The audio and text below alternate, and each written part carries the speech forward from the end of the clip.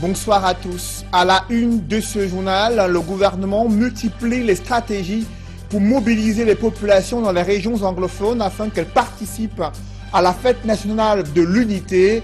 Alors qu'il y a des messages qui circulent invitant les populations à rester chez elles, les autorités font feu de tout bois pour exhorter les populations à prendre part aux différentes activités marquant la fête du 20 mai. Vous suivrez dans ce journal comment se déroule la répétition générale à 48 heures de la fête nationale de l'unité, ambiance également à suivre dans l'arrière-pays du Cameroun. Alors que des voix s'élèvent pour exiger le changement du système de gouvernance publique au Cameroun, le gouvernement sous pression envisage l'accélération de la mise en place des régions. La question a été évoquée lors d'une rencontre interministérielle qui s'est tenue à Yaoundé. On en parle dans ce journal.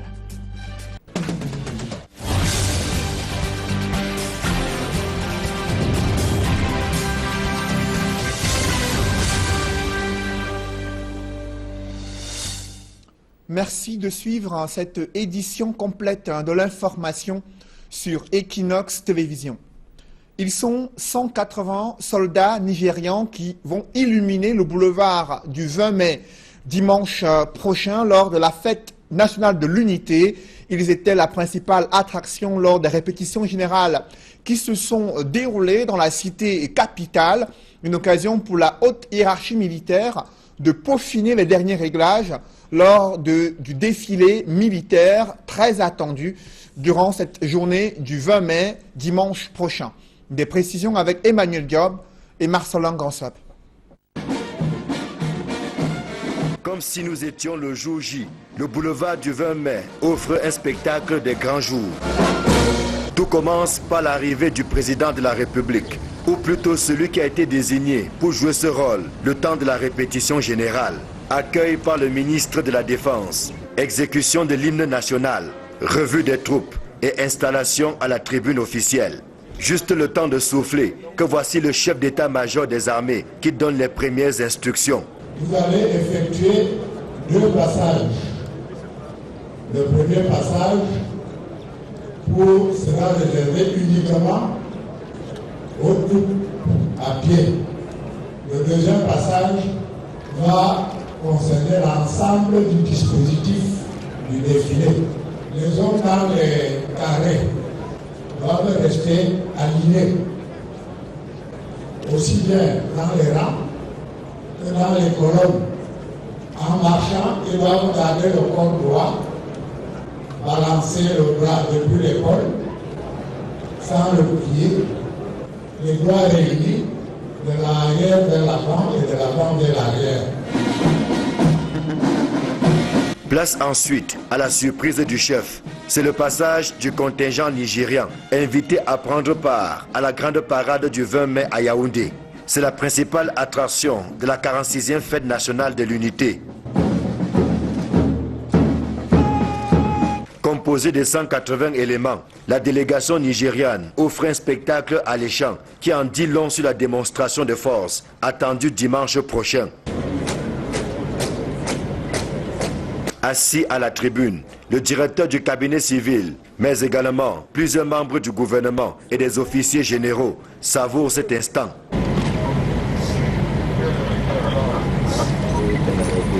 Place ensuite au passage des forces armées camerounaises. Plusieurs carrés vont se succéder dans une symphonie à faire des envieux. Le défilé militaire est calé sur 1 heure, pas une seule minute de plus. Ce que rappelle le chef d'état-major des armées, le général de corps d'armée, René-Claude Meka, en insistant sur la gestion du temps imparti. Les écarts, les distances entre les carrés, il faut respecter ces distances parce que le défilé ne dure que 1 heure. C'est-à-dire partie à pied 30 minutes, partie motorisée 30 minutes. Donc il n'y a pas de temps à faire. Il faut garder les distances parce que ça permet de bien défiler sans trop de pression et de terminer le défilé dans les délais. Le ton est ainsi donné pour une parade qui se veut exemplaire le 20 mai prochain. Bon à savoir, le défilé militaire est placé sous le commandement du général de brigade, Joseph Nouma, commandant de la 11e brigade d'infanterie motorisée à Ebolova. Une grande première pour ce fils d'Union Ekele, promu général le 29 juin 2017 par décret présidentiel. Et le chef de l'État du Cameroun préside les défilés civils et militaires marquant la 46e édition de la fête nationale de l'unité. Cette parade débute dimanche prochain vers 10h au boulevard du 20 mai à Yaoundé. Selon le programme officiel, les différents défilés s'achèvent autour de midi et dimanche soir, le couple présidentiel offre une réception à des convives triés sur le volet dans le cadre de ces activités marquant la fête nationale de l'unité. Une retraite au flambeau est prévue demain, samedi, entre 18h et 20h, dans les rues de la capitale Yaoundé. Un office religieux est également annoncé dimanche 20 mai 2018, très tôt le matin, du côté de Yaoundé. Et dans le chaudron de la crise anglophone, le gouverneur du Sud-Ouest, qui dément les allégations de restriction de la circulation des personnes et des biens dans sa région, Bernard Okalabilai précise qu'il n'a pas interdit aux populations de vaquer à leurs activités durant ce week-end de la fête nationale de l'unité. Il dénonce une manipulation de l'opinion. Le gouverneur du Sud-Ouest exhorte plutôt les populations à sortir massivement pour prendre part aux activités marquant la fête nationale de l'unité. Selon un communiqué du gouverneur du Sud-Ouest, seule la circulation des mototaxis est suspendue dans cette région anglophone. Et un parti politique de l'opposition qui annonce sa participation à la fête nationale de l'unité, c'est le SDF, le vice-président Joshua aussi, qui annonce que le SDF compte prendre part aux différentes activités marquant le défilé, marquant la fête nationale de l'unité dimanche prochain sur l'ensemble du territoire national, selon une sortie de Joshua aussi, vice-président national du SDF. Et parlons à présent des préparatifs de cette journée du 20 mai dans le département du Mungo. Vous allez le découvrir, notamment dans la localité de Mbanga et Djombe Penja. Les préparatifs s'accélèrent. La place des fêtes qui font peau neuve, c'est le constat de nos reporters Jacquino Molon et Xavier Foka. La place des fêtes de la ville de Mbanga refait sa toilette à quelques heures de la célébration de la 46e édition de la fête de l'unité.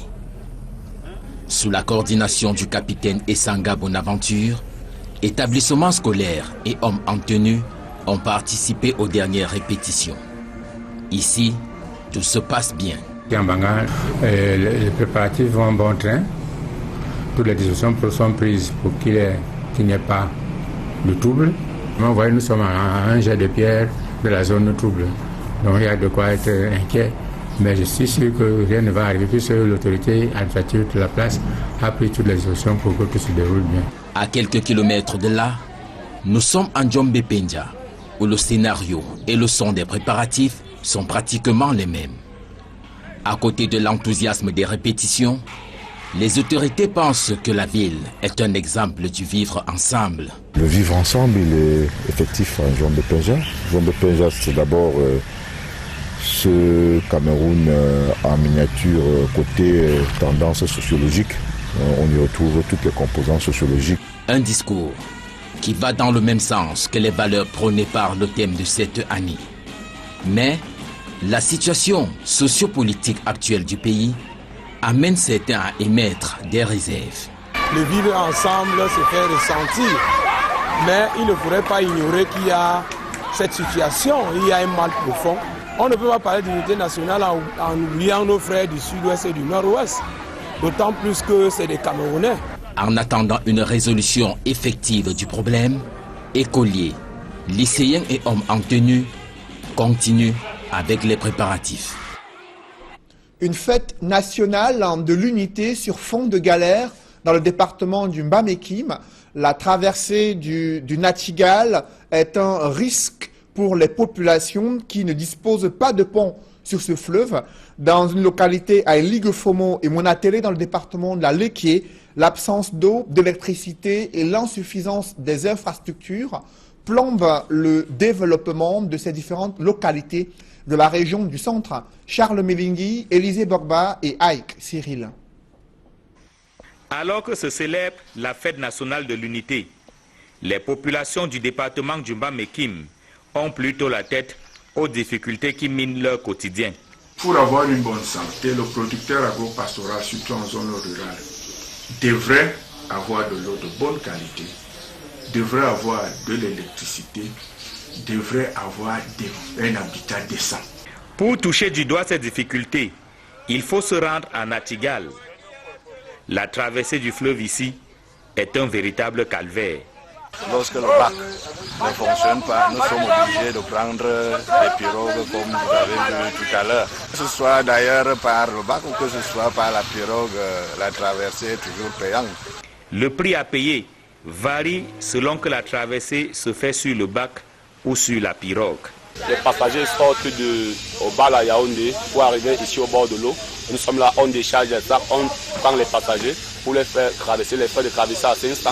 On fait une petite transaction, on arrive de l'autre côté, le passager nous paye. On fait encore une autre nouvelle transaction, là on porte les passagers à 500 le prix, on les ramène ici. Une fois en Tui, l'on fait face au manque d'eau potable. Les robinets étant au régime sec, il faut parcourir des kilomètres et parfois payer cher pour trouver une rivière. Porter bidon comme ça à 250. Parfois que je me charge un petit bidon, 11 bidons. Je m'en sors, je pars livrer sur 5. Et avant la soirée là, il sera complet. Excédées et désemparées, les populations crient au secours et en appellent aux autorités municipales. C'est toute la ville d'Ntui qui puise l'eau au quartier Nilon. Quand vous arrivez sur les lieux, vous voyez la tracasserie des enfants et tout, ça décourage. Je demande un soutien à la mairie d'Ntui, qu'on essaye de bien aménager ces points d'eau. Non loin de là, à Elik Fomo, dans le département de la Léquié, la situation n'est guère reluisante, au point où les populations croient être ailleurs que chez eux au Cameroun. C'est comme si nous n'étions pas les habitants du Cameroun, parce que chaque jour nous achetons soit 1 litre de pétrole pour mettre dans les lampes, soit des bougies. Et si toi, le parent, tu n'as pas de moyens pour acheter le pétrole chaque jour, qu'allions-nous faire? À Ndama 2, il y a quand même un peu de bitume. Mais l'adage selon lequel, là où la route passe, le développement suit, est battu en brèche. Et les élus du peuple, incapables de réagir, écrasent plutôt une grosse lame. Député des populations de zones rurales, je ne vois pas quel autre miracle que de se fondre avec sa population et de vivre vraiment les réalités des populations. En cette période de fête de l'unité, difficile d'évoquer les questions de développement avec ces populations. Celles de Monatélé notamment, doivent encore recourir aux méthodes archaïques pour leurs projets d'agriculture ou d'élevage. Dans un tel contexte, des voix s'élèvent de plus en plus pour exiger le changement du système de gouvernance publique au Cameroun, et le gouvernement sous pression envisage l'accélération de la mise en place des régions et le transfert de nouvelles compétences aux communes. Ces propositions visent à contrecarrer l'option du fédéralisme et les velléités séparatistes anglophones. Cependant, aucun calendrier de mise en œuvre de ces propositions n'a été clairement indiqué jusqu'ici. Élisée Bogba et Guy Zogo. Le gouvernement va-t-il lancer la mise en route des régions au Cameroun? Sur ce sujet, le comité interministériel des services locaux, présidé par le ministre de la décentralisation et du développement local, qui vient de se tenir à Yaoundé, s'est jeté à l'eau. Il nous faudrait aussi engager et poursuivre, pour celles déjà en cours, les réflexions relatives à la mise en place du second échelon de la décentralisation, que sont les régions, et définir le bloc des compétences qui devront leur être transférées, de même que les modalités de leur exercice.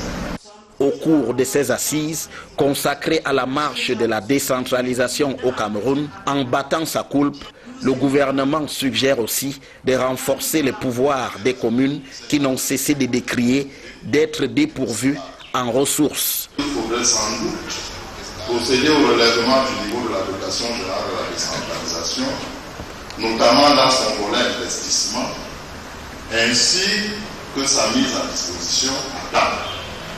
Peut-être faudrait-il aussi envisager en cette matière le passage des délégations de crédit pour l'exercice des compétences transférées au système de dotation plus flexible et plus efficace. Néanmoins, le gouvernement insiste aussi sur les insuffisances qui sont notées dans le cadre du déploiement de la décentralisation à une plus grande échelle. Ces insuffisances, ces limites et ces faiblesses portent pour l'essentiel sur un déficit réel de ressources de tous ordres, notamment financières, matérielles et humaines, mises à la disposition des collectivités territoriales décentralisées pour la réalisation du développement local. Pour autant, pour les acteurs étatiques en charge de la décentralisation, il est évident qu'aucun état de grâce ne leur sera plus accordé. Il n'y a donc pas d'état de grâce, ni pour vous, ni pour moi. A contrario, nous avons plutôt, vous et moi, une obligation de résultat. J'allais dire, une obligation de résultat à la fois rapide, pertinent et concret.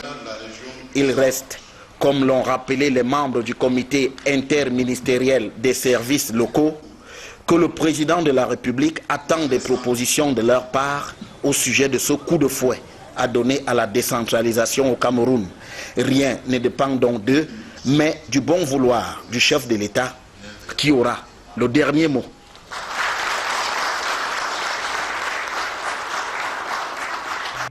Dans le reste de l'actualité, la pandémie du sida se répand de plus en plus en milieu jeune.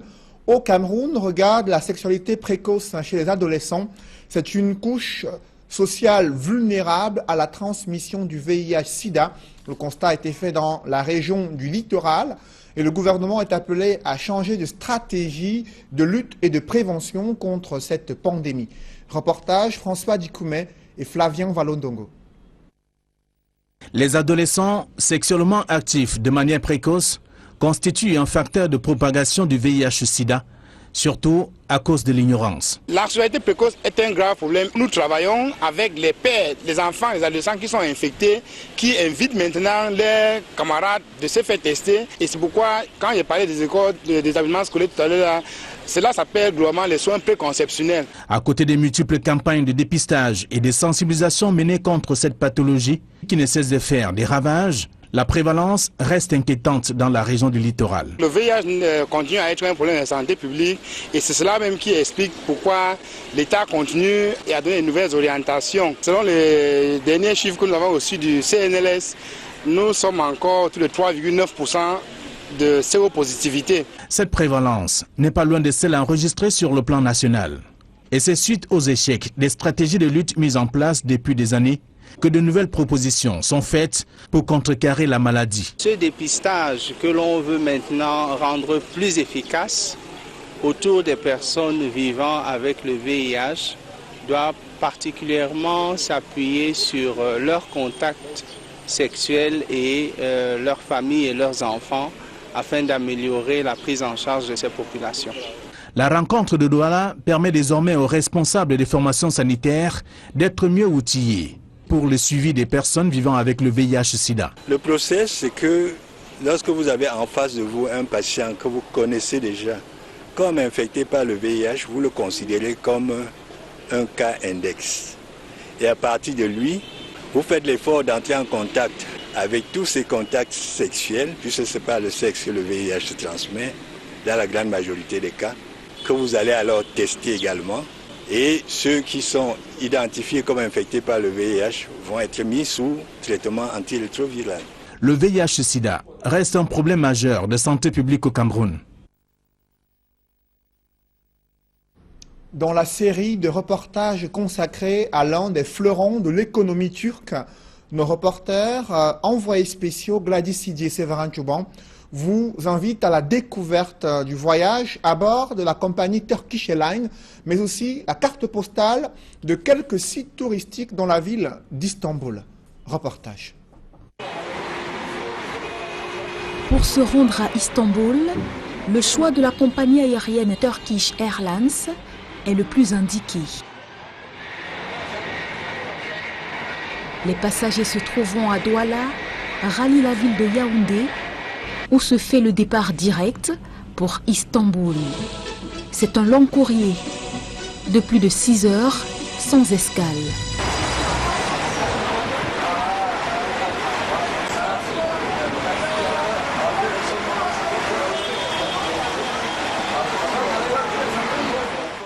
Les conditions à bord vous font vite oublier la longue période d'attente avant l'atterrissage à l'aéroport d'Istanbul.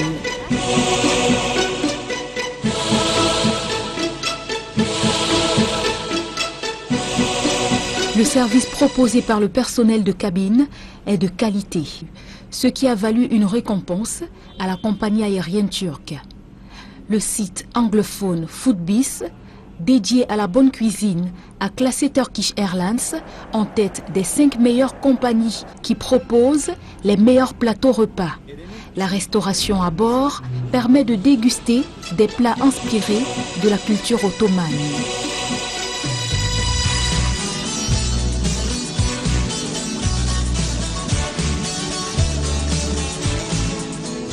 En plus de cela, sur le vol Turkish Airlines, les passagers sont autorisés à emporter en classe confort ou économie un bagage à main de 8 kg maximum. En classe business, 2 bagages à main de 8 kg maximum.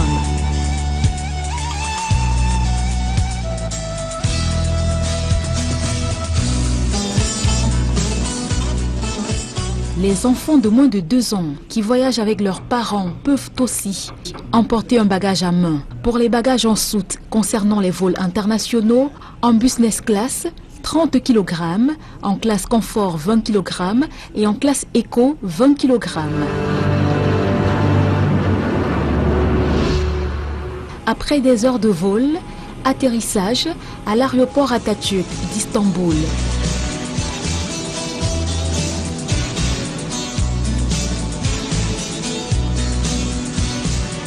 Situé non loin de la mer Marmara, sur la partie européenne de la métropole turque. Le balai des avions est impressionnant. L'aéroport est situé à 15 km à l'ouest du centre d'Istanbul.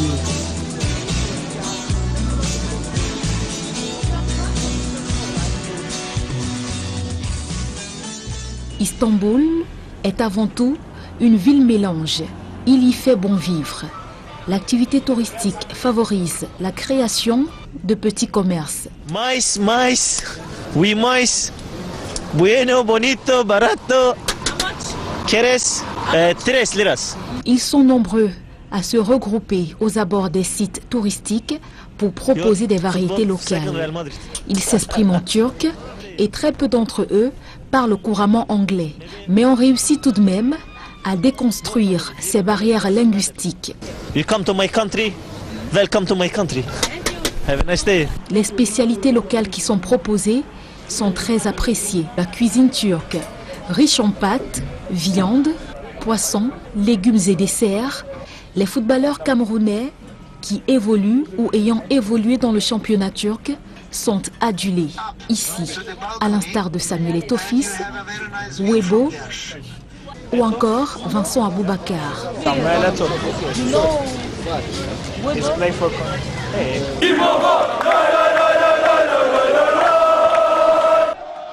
Comme partout ailleurs, le football déchaîne les passions. Ici à Taksim, les supporters de Galatasaray, une équipe de première ligue. Au passage d'un joueur de l'équipe, les supporters laissent éclater leur joie.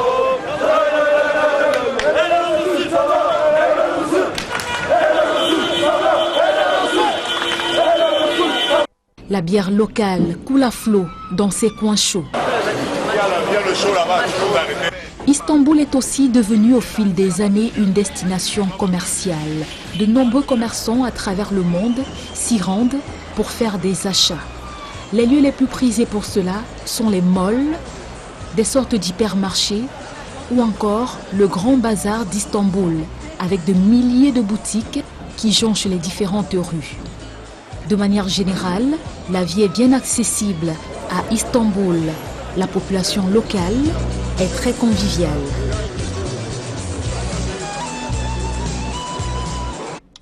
Mesdames, messieurs, c'est la fin de ce journal. Merci de l'avoir suivi. Juste après cette édition du 20h, le grand rendez-vous de l'économie, tendance économique. Et juste après, autour de 21h, l'émission Horizon Sport, présentée ce soir par Sylvestre Hippolyte Zangaou.